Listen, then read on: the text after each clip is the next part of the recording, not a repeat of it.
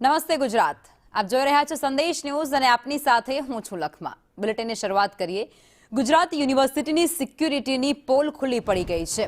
યુનિવર્સિટીમાં દારૂની ખાલી બોટલો બહારથી કોઈએ નાખી। તપાસ કમિટીના રિપોર્ટમાં યુનિવર્સિટીની પોલ ખુલ્લી પડી છે।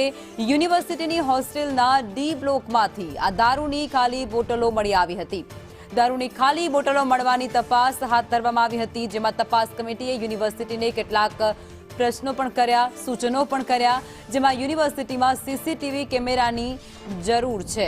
તપાસ કમિટી દ્વારા એવું કહેવાયું છે, કેમેરા જોઈએ તે મુજબ ગોઠવેલા ન હોવાનું તારણ સામે આવ્યું છે। યુનિવર્સિટીની દિવાલ ફરતે કાંટાળી તાર લગાવવાનું પણ સૂચન કરવામાં આવ્યું છે।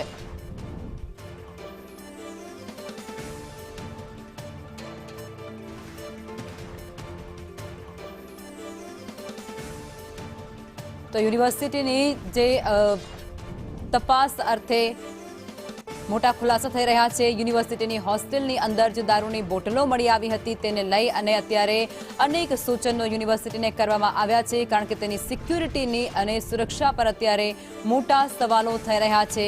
કારણ બહાર આવ્યું છે કે યુનિવર્સિટીના કેમ્પસમાં જોઈએ એ જગ્યાઓ પર યોગ્ય રીતે સીસીટીવી મૂકવામાં નથી આવ્યા કે પછી દિવાલ ફરતે કાંટાળી જે વાડ છે દિવાલ ઉપર તે પણ લગાવવામાં નથી આવ્યા, અને તેની અહીં સૂચના આપવામાં આવી છે કે તે લગાવવામાં આવે।